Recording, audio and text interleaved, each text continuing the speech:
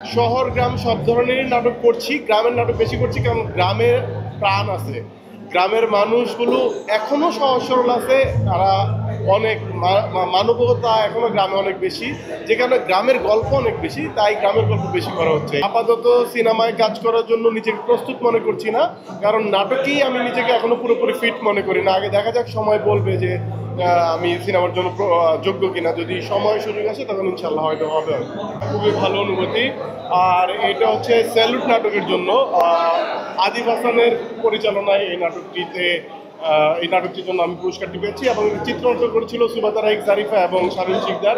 CD চয়েজে গিয়েছিল নাটকটি, এবং একটি শিক্ষণীয় নাটক ছিল। আলহামদুলিল্লাহ ভালো কাজে স্বীকৃতি পেয়েছে, এজন্য আরো বেশি ভালো লাগছে। বিশেষ করে গ্রাম অঞ্চলে যারা ঘটনাতে তারাই বেশি পছন্দ করে। কেমন লাগে? শহর গ্রাম সব ধরনেরই নাটক করছি। গ্রামের নাটক বেশি করছি কারণ গ্রামের প্রাণ আছে। গ্রামের মানুষগুলো এখনো সহজ সরল আছে।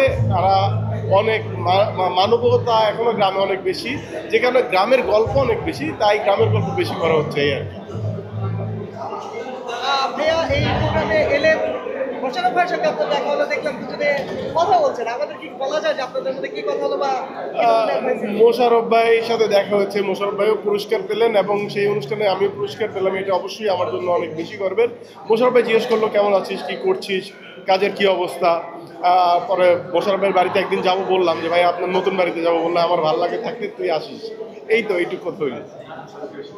আচ্ছা, মোশাররফ ভাইয়ের সঙ্গে আপনার ফার্দার মানে সামনে কাজ আছে কিনা? অনেক কথাই তো হচ্ছে, যখন বাস্তবায়ন হবে দেখা যাক কি হয়।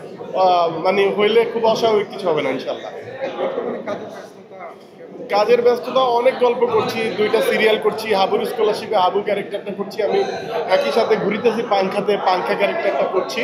আর সিঙ্গেল নাটক করছি, অনেক অনেক নাটক সিঙ্গেল, যে কারণে হয়তো নামগুলি সবাই বলতে পারা সম্ভব না। আপাতত সিনেমায় কাজ করার জন্য নিজেকে প্রস্তুত মনে করছি না, কারণ নাটকেই আমি নিজেকে এখনো পুরোপুরি ফিট মনে করি না। আগে দেখা যাক, সময় বলবে যে আমি সিনেমার জন্য যোগ্য কিনা। যদি সময় সুযোগ আসে তখন ইনশাল্লাহ হয়তো হবে।